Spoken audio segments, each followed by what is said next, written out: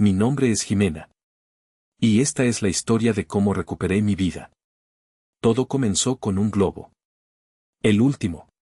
Uno de color rosa brillante que amarré al poste de la cerca de madera, el nudo final en una mañana de esperanzas tejidas con esmero. Di un paso atrás para admirar mi obra. El pequeño patio trasero de nuestro modesto apartamento se había transformado. Parecía un rincón sacado de un cuento de hadas, o al menos eso me decía a mí misma.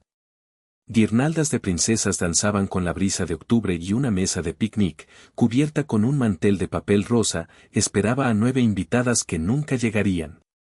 Cada lugar tenía un plato de cartón, un vaso a juego y una servilleta doblada en forma de corona.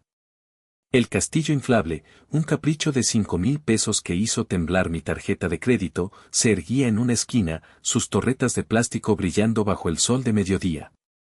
Sobre la mesa de postres, el pastel, una obra de arte con la imagen de la princesa favorita de Itzel en su videojuego, esperaba pacientemente con 9 velas firmes sobre su superficie de betún. Perfecto, susurré, aunque solo el viento y mi corazón ansioso podían oírme. Miré mi reloj por 10ª vez en 5 minutos. 12:15, se suponía que mi madre, Leticia, y mi hermana, Renata, llegarían temprano para ayudarme. Lo habían prometido por teléfono, sus voces sonando tan sinceras como siempre. Claro que sí, hija, estaremos allí para ayudarte con todo, había dicho mi madre. Pero esa promesa, como tantas otras, se había evaporado como el rocío de la mañana. La puerta corrediza de cristal rechinó, y mi hija Itzel irrumpió en el patio. Llevaba su vestido de cumpleaños nuevo, un torbellino de tela morada que brillaba con cada giro. Cumplía 9 años. 9 años de ser el centro absoluto de mi universo. Mami. ¿Ya es hora?, preguntó, saltando sobre las puntas de sus pies antes de detenerse en seco. Sus ojos oscuros, normalmente llenos de una luz traviesa, recorrieron el patio vacío, buscando rostros que no estaban allí. La sonrisa en su rostro vaciló, apenas un temblor, pero para mí fue un terremoto. ¿Dónde está la abuela Leti? ¿Y la tía Reñí? ¿Van a venir? Forcé una sonrisa que se sentía frágil, como el cristal. Están en camino, mi amor. Probablemente solo se les hizo un poco tarde. Su rostro decayó por un instante, una nube pasajera en su cielo de 9 años, antes de reconstruir su sonrisa con la resiliencia que solo los niños poseen. Está bien. Las voy a esperar desde la ventana de enfrente. Corrió de vuelta al interior de la casa, y yo me mordí el interior de la mejilla con tanta fuerza que saboreé el cobre metálico de la sangre. Debería haberlo sabido.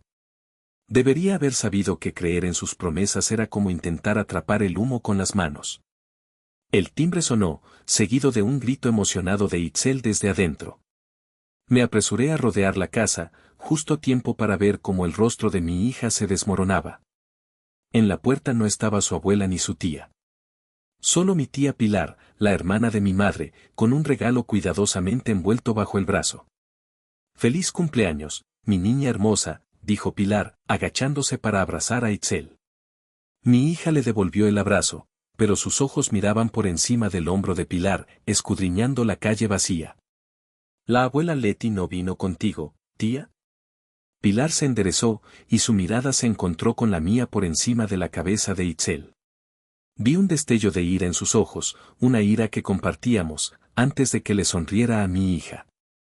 «Hoy vine sola, corazón, pero mira lo que te traje». Le entregó el regalo.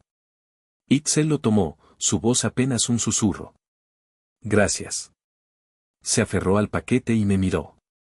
«Mami, ¿puedo poner esto con los otros regalos?» «Claro que sí, mi vida. La fiesta ya está en el patio». Mientras Itzel desaparecía, Pilar entró y cerró la puerta. No se molestó en susurrar. «Leticia y la niña no van a venir, ¿verdad?» Antes de que pudiera responder, mi teléfono vibró en mi bolsillo. Lo saqué, sabiendo ya lo que encontraría. Un mensaje de mi madre en el chat familiar. «No seas tan dramática, Jimena. Es solo una fiesta infantil. Ya se lo compensaremos en Navidad. Solo una fiesta infantil. Solo la fiesta de mi hija. Le mostré el teléfono a Pilar, cuyo rostro se endureció hasta convertirse en una máscara de desprecio. Apretó mi brazo. Lo siento tanto, hija. El timbre volvió a sonar, salvándome de tener que encontrar palabras. Uno a uno, los padres de sus compañeras de clase comenzaron a llegar, dejando a 8 niñas con vestidos de fiesta, bolsas de regalo y sonrisas tímidas. Durante las siguientes 2 horas, me moví por la fiesta como si estuviera bajo el agua, sirviendo pastel, supervisando el castillo inflable, tratando de mantener una sonrisa que se sentía cada vez más pesada. Y a través de todo, Itzel seguía mirando hacia la puerta del patio, esperando. Cuando el último invitado se fue y el silencio cayó sobre el patio ahora desordenado, me retiré a la cocina con una pila de platos sucios. Dejé que las lágrimas cayeran en silencio mientras lavaba cada uno, el sonido del agua corriendo ahogando mis sollozos. A través de la ventana, vi a mi tía Pilar ayudando a Itzel a dibujar con gises en el pavimento. Mi teléfono vibró de nuevo. Era mi madre. Necesito 7,000 pesos para una emergencia familiar. ¿Puedes transferírmelos hoy? El plato que sostenía en mis manos se partió en 2 con un crujido seco. Miré el mensaje, la hora, 3:48 de la tarde. Justo en medio de la fiesta a la que no se molestó en asistir. Y algo dentro de mí, algo que había estado agrietado durante años, finalmente se rompió por completo.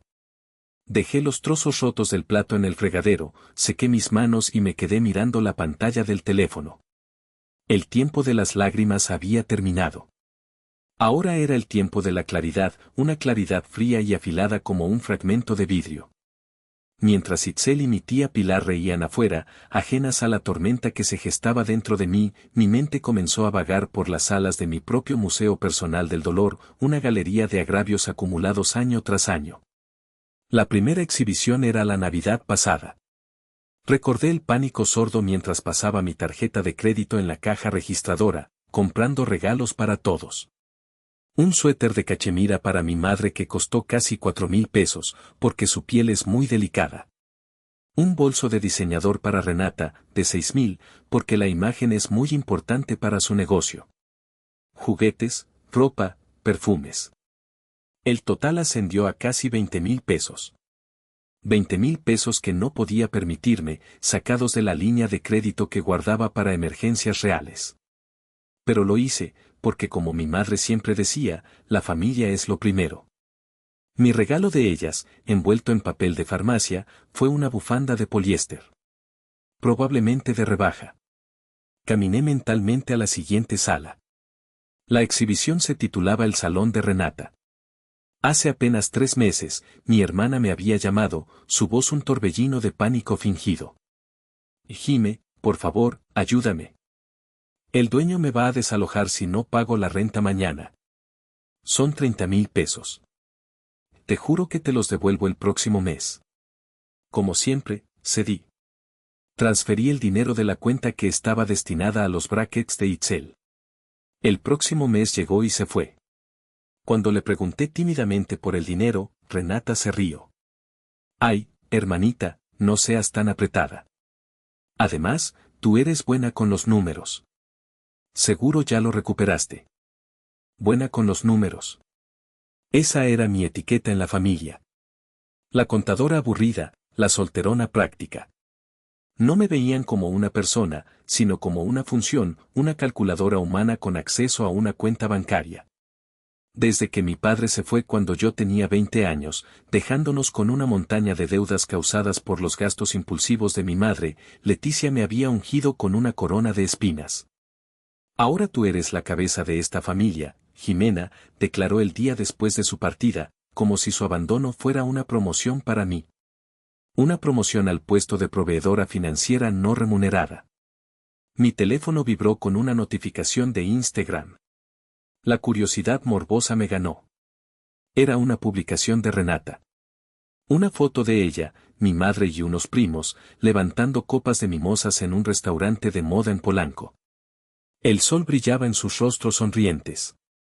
La foto había sido tomada hacía apenas 1 hora, mientras mi hija miraba una puerta vacía. El pie de foto decía, brunch dominical. La familia es lo primero. La bilis me subió por la garganta. La familia es lo primero.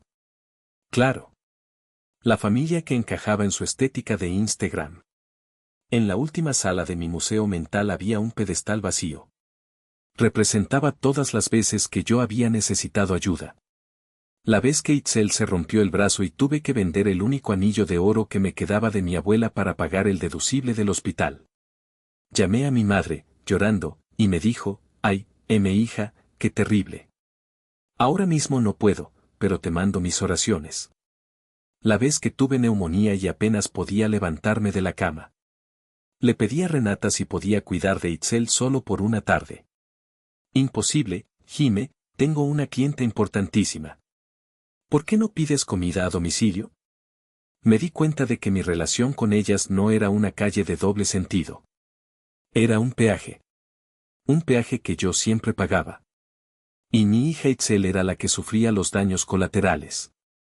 Mi deseo desesperado de darle la familia que yo nunca tuve, una abuela cariñosa, una tía divertida, me había cegado. Había estado sacrificando la felicidad real y presente de mi hija por la fantasía de una familia que simplemente no existía. Esta creencia errónea era mi motor. Pensaba que si tan solo podía resolver sus problemas de dinero, la raíz de todos nuestros conflictos, la razón por la que mi padre se había ido, entonces tal vez, solo tal vez, podríamos ser una familia normal. Creía que el dinero era el veneno, y que si yo podía proporcionar el antídoto, ellas se transformarían en la madre y la hermana que yo anhelaba. Había creado un fondo secreto, una especie de experimento social privado, para ver si la seguridad financiera las cambiaría. Pero el experimento había fracasado estrepitosamente. El dinero no era el veneno.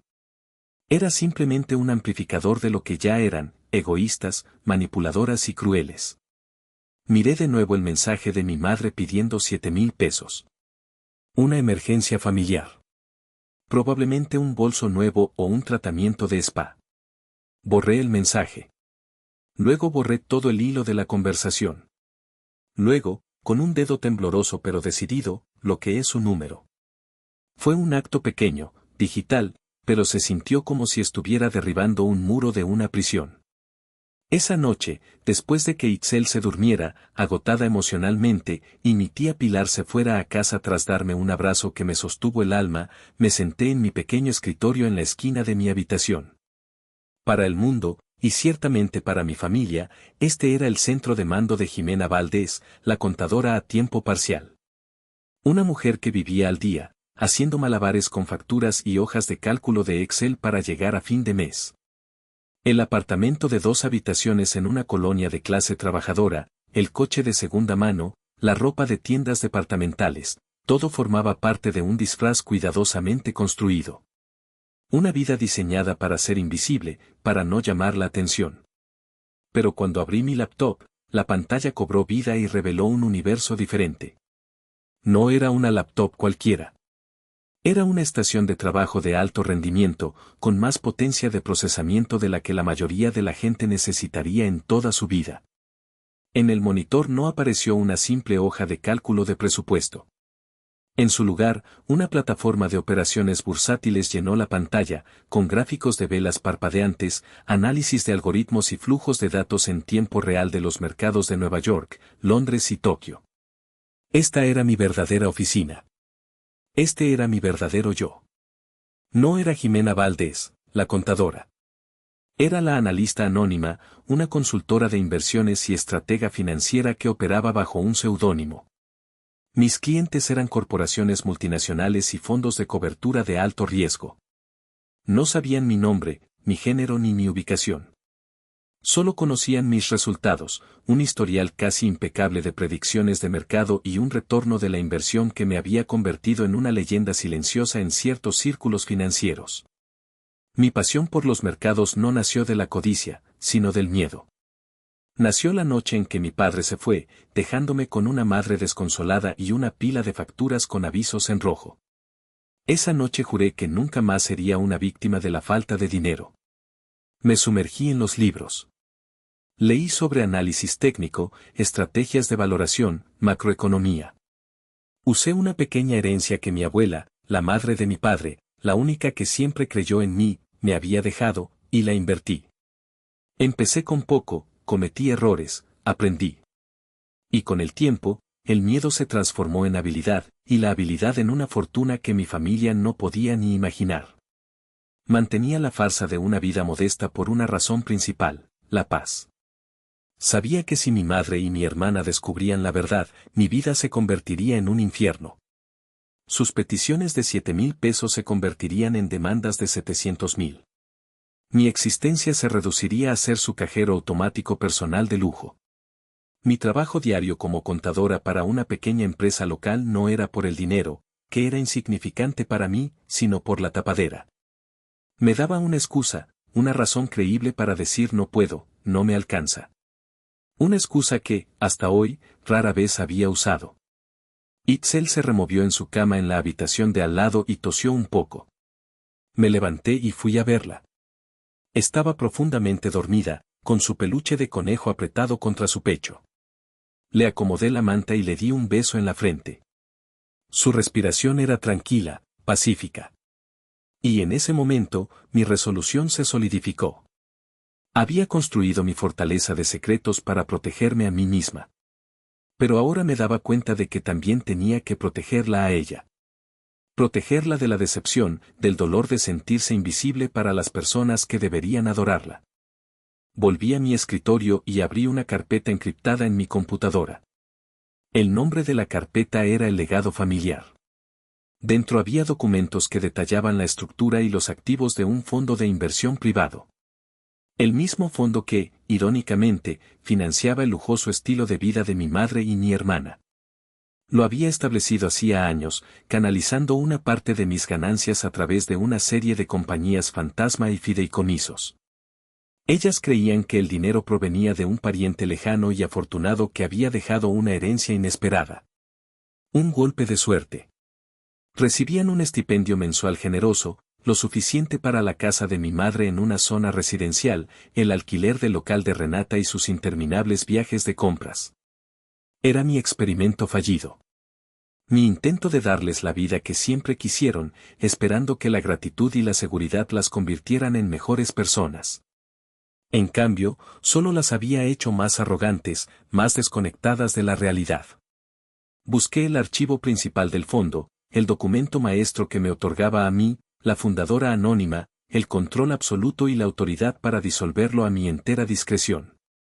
Coloqué el cursor sobre el archivo, mi dedo rozando el trackpad. Aún no.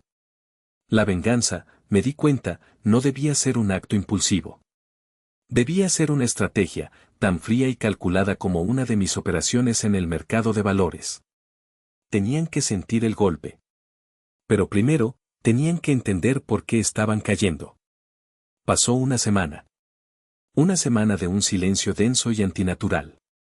No hubo llamadas, ni mensajes de disculpa, ni siquiera una pregunta sobre cómo estaba Itzel después de su cumpleaños. Era como si, al bloquear a mi madre, hubiera cortado un tumor, dejando un vacío que era a la vez inquietante y extrañamente pacífico. Llené ese silencio con normalidad. Llevé a Itzel al parque, hicimos galletas, vimos películas acurrucadas en el sofá. Por primera vez en mucho tiempo, mi hogar se sentía como un santuario, no como la antesala de la próxima crisis familiar. La paz se hizo añicos un martes por la tarde. Estaba preparando la comida cuando mi teléfono, que había dejado en la encimera, vibró con una serie de notificaciones rápidas. Era el chat familiar, un grupo del que no podía salir porque mi tía Pilar todavía estaba en él.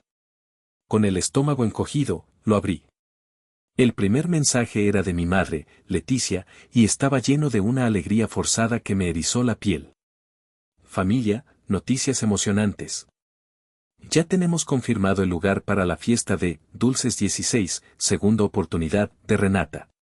Será en el salón del Hotel St. Regis. Un sueño hecho realidad para mi princesita. Mi ceño se frunció. ¿Dulces 16? Renata tenía 26 años.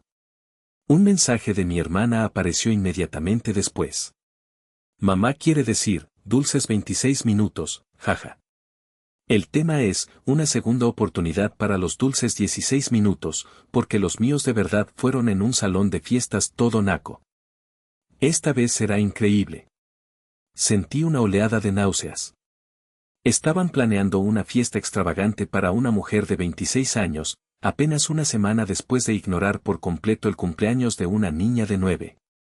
Pero lo peor estaba por llegar. El siguiente mensaje de mi madre fue el que detuvo mi corazón.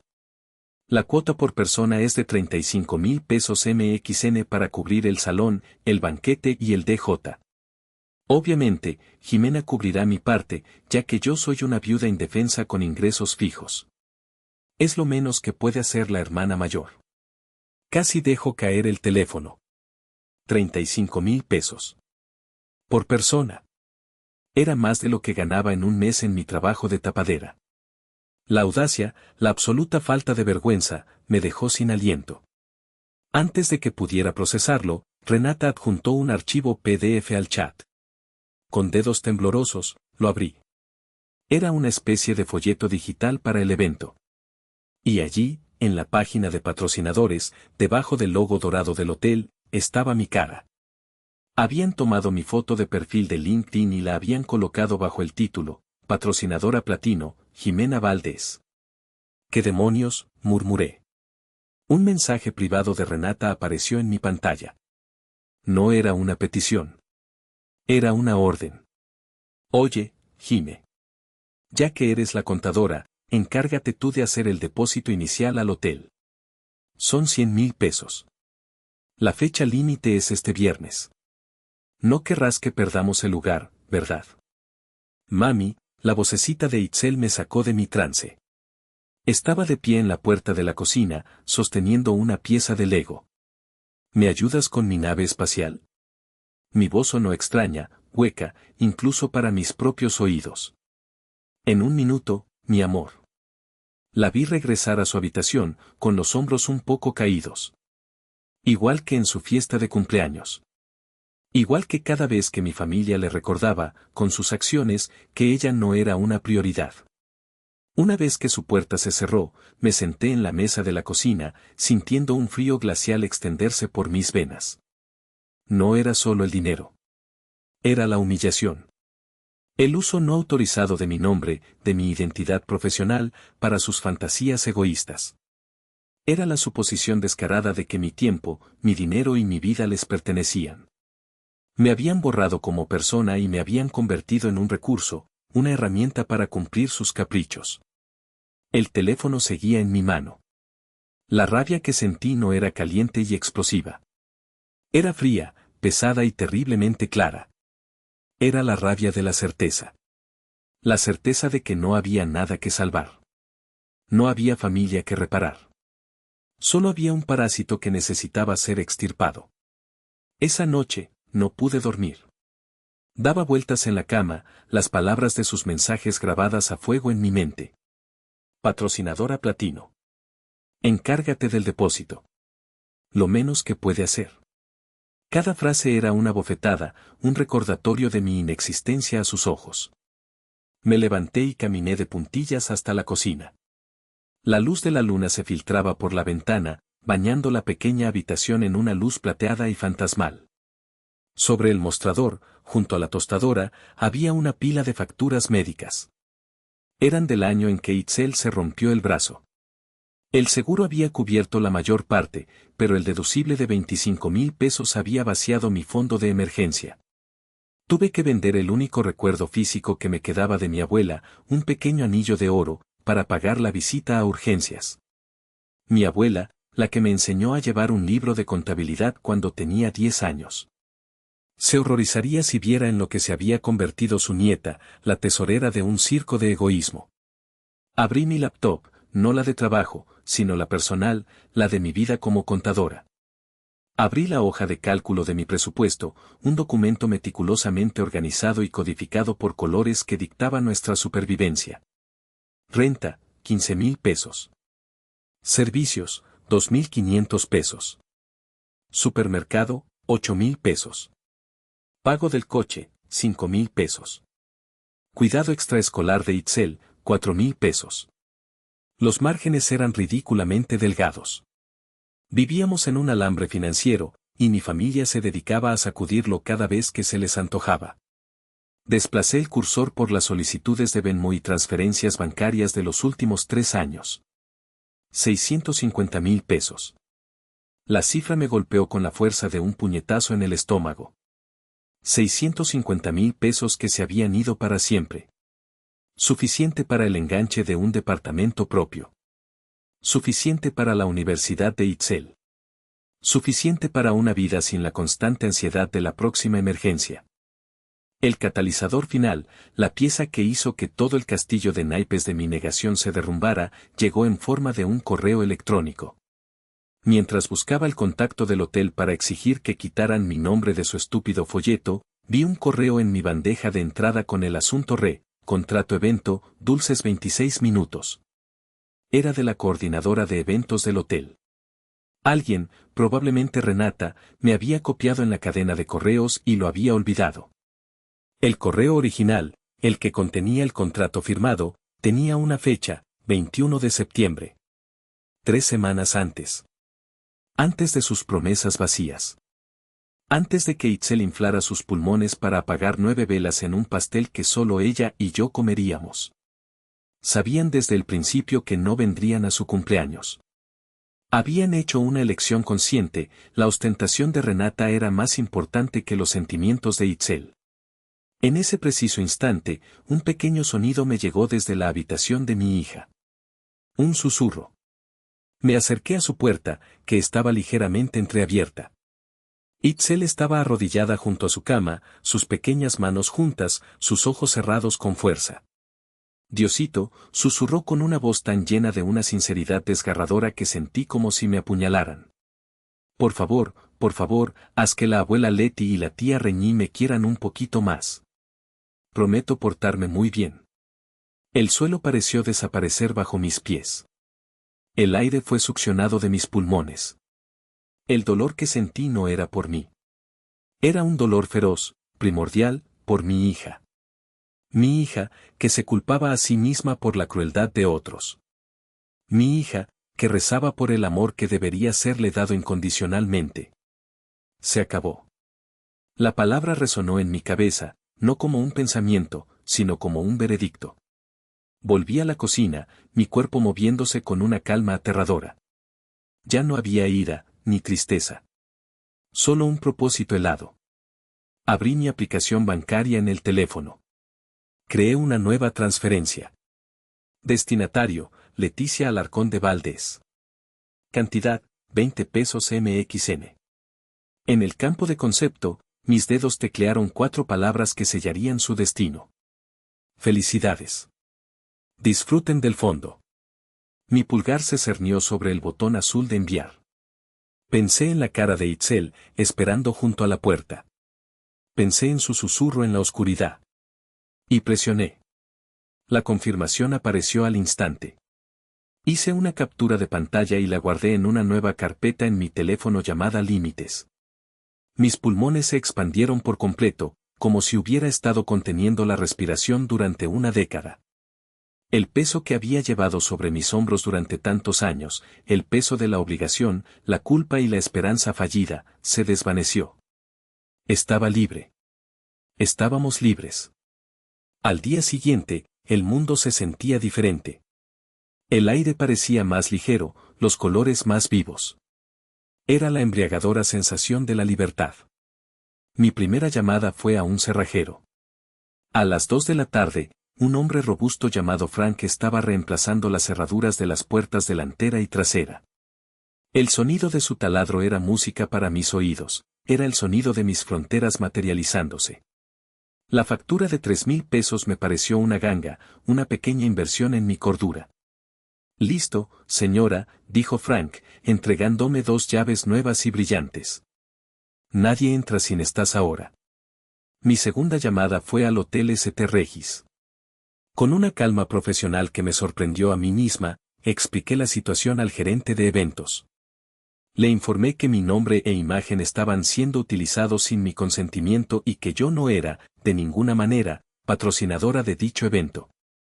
Adjunté por correo electrónico las capturas de pantalla de la conversación del chat familiar como prueba. El gerente, alarmado ante la posibilidad de un fraude, se disculpó profusamente y me aseguró que mi nombre sería eliminado de inmediato de todo el material promocional. Por la noche, Itzel y yo cenamos en nuestra pequeña mesa de la cocina. Espagueti con albóndigas, su favorito. Vimos dibujos animados en una tablet apoyada en un salero. Ella se reía a carcajadas de un chiste tonto, con la barbilla manchada de salsa de tomate. Y mientras la observaba, un pensamiento simple y profundo me golpeó: esto es suficiente. Nosotras somos suficientes. El timbre sonó a las 8:47 de la noche. Un sonido estridente que rompió nuestra burbuja de paz. Itzel se sobresaltó. Miré por la mirilla y mi estómago se hundió. Mi madre, Leticia, flanqueada por Renata. Sus rostros eran máscaras de furia. Y Jimena Valdés: abre esta puerta ahora mismo. La voz de mi madre, normalmente melosa y manipuladora, era ahora un chillido agudo que atravesaba la madera. Retrocedí instintivamente, colocando un brazo protector frente a Itzel, que se había asomado detrás de mí. Entonces comenzaron los golpes. Un puño golpeando la puerta una y otra vez. Es la abuela, susurró Itzel, con los ojos muy abiertos. Sí, mi amor. Pero se le olvidó llamar antes de venir, dije con calma, mi corazón latiendo con fuerza contra mis costillas. Y ya es muy tarde para visitas.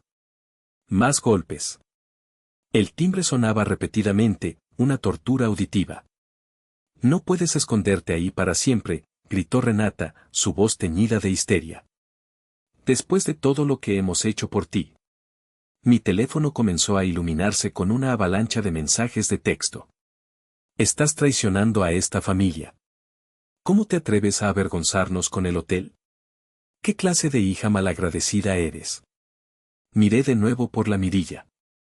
El señor Patterson, mi vecino de enfrente, había salido a su porche, con los brazos cruzados. La familia Rodríguez del departamento de al lado estaba mirando por sus persianas. Mi familia se había convertido en un espectáculo de circo, y por primera vez, no sentía la necesidad de correr a limpiar su desastre. No vamos a dejarlas entrar, mami, susurró Itzel, agarrándose a mi pierna. No, mi vida, le dije, arrodillándome para mirarla a los ojos. ¿Recuerdas que hablamos de que la gente debe respetar nuestra casa?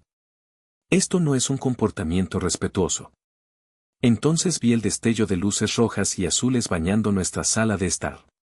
Parpadeaban a través de las cortinas, pintando la habitación con los colores de la emergencia. Mis ojos se cerraron por un breve instante. Por supuesto. Por supuesto que habían llamado a la policía. Abrí la puerta solo lo suficiente para hablar. Un oficial de policía, un hombre joven de apellido Thompson, estaba en mi porche. Lo reconocí, había entrenado al equipo de fútbol de Itzel la primavera pasada. Buenas noches, señora Valdés, dijo, su expresión profesional pero no hostil. Recibimos una llamada sobre una disputa familiar. Algo sobre amenazas y la retención de una herencia familiar. Detrás de él, mi madre se infló como un pavo real. Se niega a devolver propiedades que pertenecen a nuestra familia, oficial, anunció con voz de mártir. Y nos ha estado enviando mensajes amenazantes. ¿Puedo pasar un momento?, preguntó el oficial Thompson en voz baja, dirigiéndose solo a mí. En la mesa de mi cocina, le mostré todo. Los mensajes de texto, los correos electrónicos, la captura de pantalla de mi transferencia de 20 pesos. Le expliqué la situación con calma y hechos. Las he estado apoyando financieramente durante años sin que me devuelvan el dinero. Hoy cambié mis cerraduras porque estoy estableciendo límites. No hay herencias retenidas, no hay amenazas. Solo soy yo diciendo, no, por primera vez. El oficial Thompson revisó las pruebas, sus cejas levantándose de vez en cuando. Cuando terminó, se reclinó en la silla. Están acostumbradas a que usted se encargue de todo, dijo, su voz teñida de una comprensión inesperada. Ahora está cambiando las reglas del juego. A la gente no le gusta cuando las reglas cambian. Regresó al porche, donde mi familia esperaba, su certeza disminuyendo visiblemente a medida que él les hablaba en voz baja pero firme. Minutos después, se retiraron a su coche, mi madre lanzándome una mirada venenosa antes de irse. Después de cerrar la puerta y echar el cerrojo nuevo, encontré a Itzel sentada en su cama. Mami, dijo, su voz apenas un susurro. ¿Es que no soy lo suficientemente importante? ¿Por eso la abuela y mis tías no vinieron a mi cumpleaños? La pregunta me robó el aliento. Me arrodillé frente a ella, tomando sus pequeñas manos entre las mías. No, mi amor. Tú eres la cosa más importante en todo el mundo, le dije, mi voz quebrándose por la emoción. Y es exactamente por eso que tengo que protegernos de las personas que no nos valoran. Mi teléfono vibró en la mesita de noche. Otro texto de mi madre. Te vas a arrepentir de esto. La familia lo es todo. Lo borré sin responder y arropé a Itzel, subiendo su edredón hasta la barbilla. Somos solo nosotras dos, le dije, sonriendo genuinamente por primera vez en días. Y con eso basta y sobra. Esa noche, por primera vez en años, dormí sin el peso de expectativas imposibles aplastando mi pecho. La casa se sentía más grande, más ligera. Se sentía como un hogar. La calma, como había aprendido a la mala, era a menudo la precursora de la tormenta. Me desperté a la mañana siguiente con una sensación de ligereza que no había experimentado en años. Hice el desayuno, canturreando una canción tonta mientras volteaba los hotcakes. Itzel se unió, y por un momento, fuimos solo dos personas en una cocina soleada, riendo por la leche derramada. Fue mientras lavaba los platos que mi teléfono vibró. Era una notificación de Facebook. Renata me había etiquetado en una publicación. Un escalofrío recorrió mi espalda. Con un mal presentimiento, sequé mis manos y abrí la aplicación. Allí estaba. Un largo y lacrimógeno post, acompañado de una foto de Renata con los ojos enrojecidos, probablemente por frotárselos con una cebolla. El texto era una obra maestra de la manipulación y la victimización. Con el corazón roto, comenzaba. Nunca pensé que tendría que escribir esto, pero siento que necesito compartir mi verdad. A veces, las personas que más dices amar son las que más te hieren. Mi hermana, Jimena, a quien siempre he admirado, ha decidido que el dinero es más importante que su familia. Después de un pequeño malentendido sobre una fiesta familiar, nos ha echado de su vida, nos ha amenazado y ha llamado a la policía en contra de su propia madre. Algunas personas fingen que les importa la familia hasta que se les pide que contribuyan. Entonces, de repente, son demasiado buenas para el resto de nosotros. Supongo que el dinero significa más que los recuerdos. Enviando amor a todos los que están lidiando con familiares tóxicos. Almohadilla corazón roto almohadilla la familia debería ser para siempre almohadilla decepcionada. Me quedé mirando la pantalla, sintiendo como la sangre se me helaba en las venas. Había torcido la realidad de una manera tan experta que casi me hacía dudar de mis propios recuerdos. Y entonces vi los comentarios. 17 en los primeros 5 minutos. ¡Qué horror!, reñí. Mucha fuerza, de una prima lejana.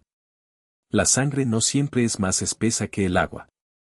Estás mejor sin esa energía negativa en tu vida, de una vieja amiga del instituto a la que no veía en años. Lamento mucho que estés pasando por esto, bonita. Si necesitas algo, aquí estamos, de una tía que siempre me había mirado por encima del hombro. Era una ejecución pública. Un juicio por redes sociales donde yo ya había sido declarada culpable sin que nadie se molestara en escuchar mi versión. El coro de monos voladores de mi familia se había activado, compartiendo la publicación, añadiendo sus propios comentarios de apoyo a Renata y condena hacia mí. Me estaban pintando como una villana fría y calculadora, una usurera sin corazón que le había dado la espalda a su pobre familia. Mi primer instinto fue defenderme.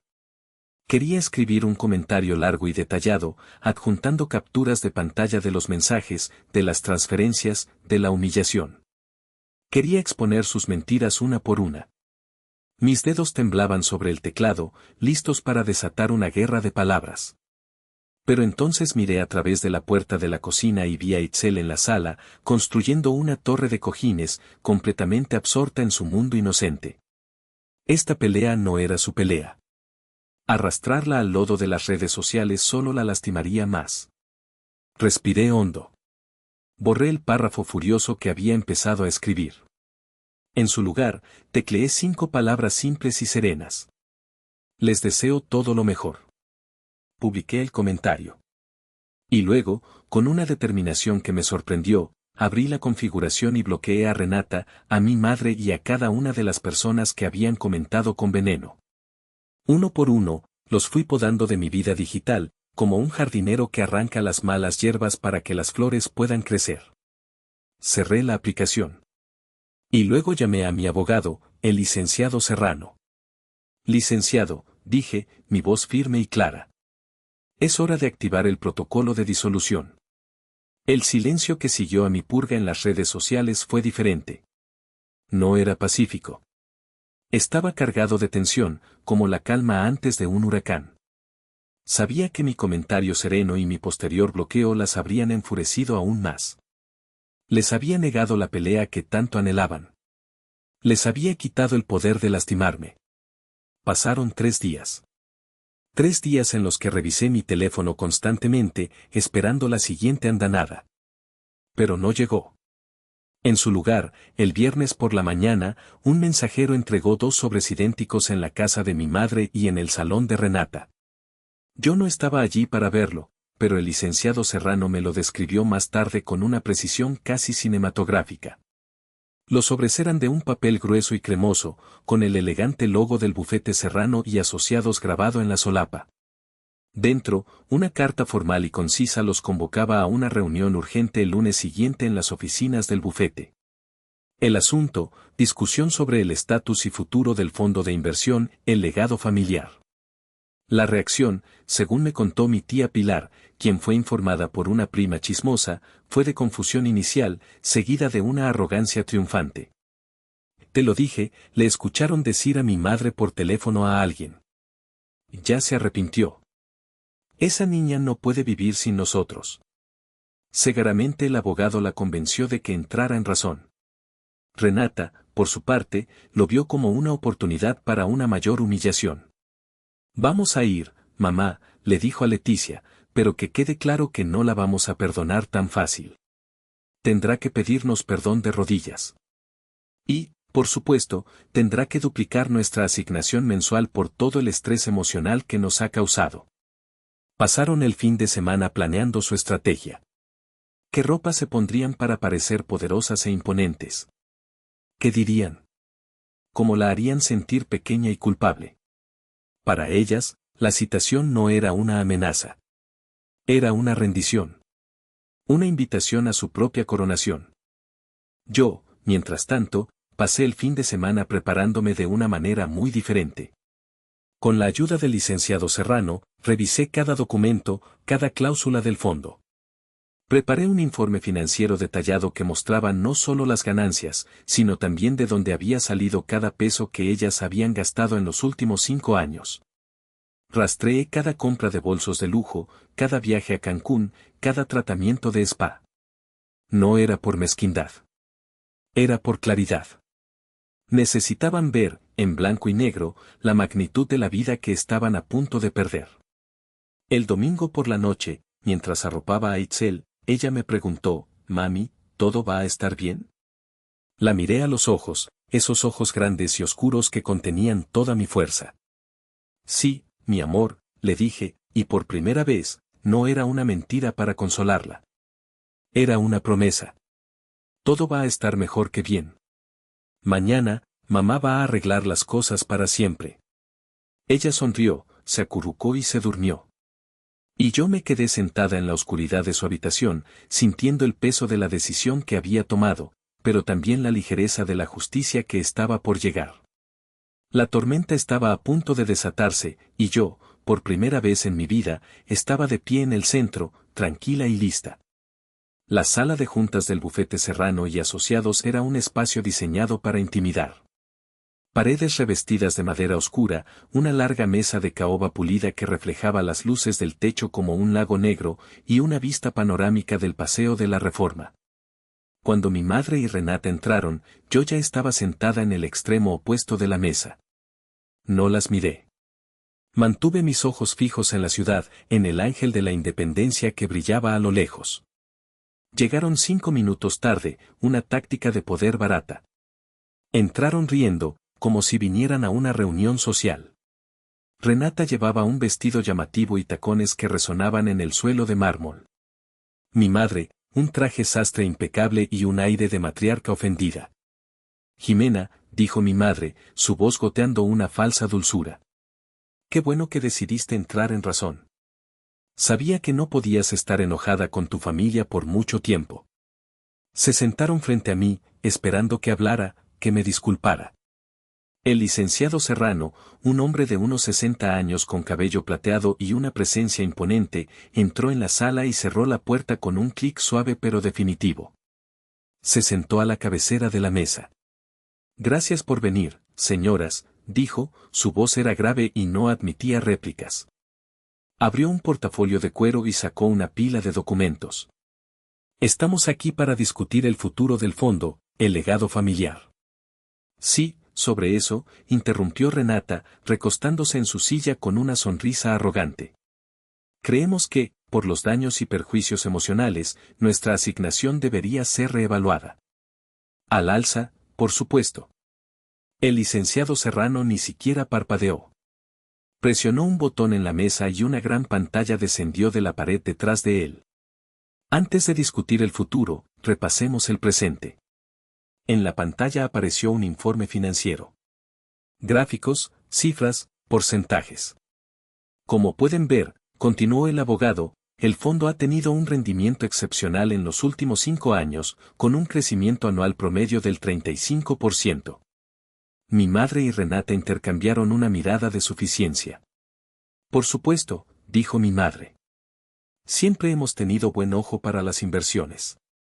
El fondo ha financiado en su totalidad la hipoteca de la casa de la señora Leticia, la renta y los gastos operativos del salón Renatas Glamour, así como estipendios mensuales que suman un total de 7 millones de pesos en los últimos 5 años, continuó Serrano, pasando las diapositivas. Cada diapositiva era un golpe. Un extracto de tarjeta de crédito mostrando una compra de 10,000 pesos en el Palacio de Hierro. Un boleto de avión en primera clase a Miami. La factura de la fiesta de dulces 26 que nunca se celebró. Y ahora, dijo el licenciado Serrano, su voz bajando un tono, llegamos al punto más importante. La estructura de gobierno del fondo. La última diapositiva apareció en la pantalla. Era simple, solo texto blanco sobre un fondo azul oscuro. En el centro, en letras grandes y claras, se leía: Fondo de Inversión Privado, el legado familiar, fundadora y única administradora con poder de disolución, Jimena Valdés, también conocida en el ámbito profesional como la analista anónima. El silencio que cayó en la habitación fue absoluto, tan denso que parecía tener peso. Pude oír el zumbido del aire acondicionado. Pude oír el latido de mi propio corazón. Vi cómo el color desaparecía del rostro de mi madre. Su boca se abrió y se cerró un par de veces, pero no salió ningún sonido. Renata miró de la pantalla a mí, sus ojos desorbitados por la incredulidad. El teléfono se le resbaló de las manos y cayó sobre la alfombra con un ruido sordo. Fue entonces cuando hablé por primera vez. Mi voz era tranquila, fría, desprovista de toda emoción. Creé este fondo con una esperanza, dije, mirándolas directamente a los ojos. La esperanza de que, sin la presión del dinero, podrían convertirse en la familia que Itzel merecía. Una familia basada en el amor y el respeto mutuo. Pero me equivoqué. Usaron la seguridad que les di, no para ser mejores, sino para volverse más crueles, más egoístas. Lo demostraron cuando ignoraron a mi hija en su cumpleaños. Tú no puedes, balbuceó mi madre, su fachada de matriarca hecha añicos. Según la cláusula 14b del acta constitutiva del fondo, que yo misma redacté, intervino el licenciado Serrano, La fundadora tiene la autoridad exclusiva e irrevocable para disolver el fondo a su entera discreción, sin necesidad de previo aviso ni justificación. Hizo una pausa, dejando que las palabras calaran. La señorita Jimena Valdés ha invocado esa cláusula esta mañana. A partir de este momento, continué, levantándome de mi silla, el fondo, el legado familiar, deja de existir. Todas las cuentas asociadas han sido congeladas. Sus tarjetas de crédito serán rechazadas en la próxima hora. Las notificaciones de embargo de la casa y del salón de belleza llegarán a sus puertas mañana por la mañana.